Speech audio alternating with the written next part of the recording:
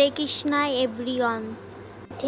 তো এখানে আমি ভালো করে কলা আর চিনিটাকে ভালো করে অনেকক্ষণ মেখে রেখে দিয়েছিলাম। তো এখানে ময়দা আছে 500, তার সাথে 1 কাপ মতো চালের গুঁড়ো দিতে হবে, তাহলে তোমার পরিমাপটা ভালো হবে। এবার লবণ দিয়ে ভালো করে মিশিয়ে কলাটা আস্তে আস্তে দিয়ে ভালো করে ডো করতে হবে। এর ভিতরে কোনো জল ইউজ করা যাবে না, জল বা দুধ কিচ্ছু ইউজ করা যাবে না। আবার তোমরা নারকেলও ইউজ করতে পারো তোমাদের যদি ভালো লাগে।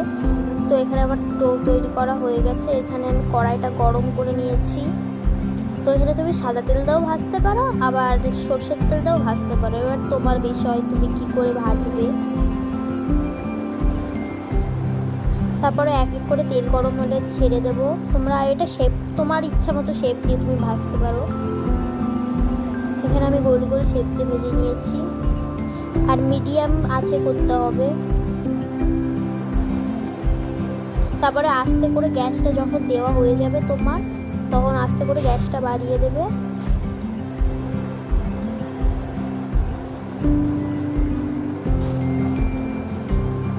তো এখানে আমি লাল লাল করে ভালো করে ভেজে নিয়েছি। আস্তে আস্তে আমি সব কটাকে ভেজে নিয়েছি। আমার রেডি হয়ে গেছে। তোমাদের যদি ভালো থাকে লাইক কমেন্ট সাবস্ক্রাইব করে দেবে।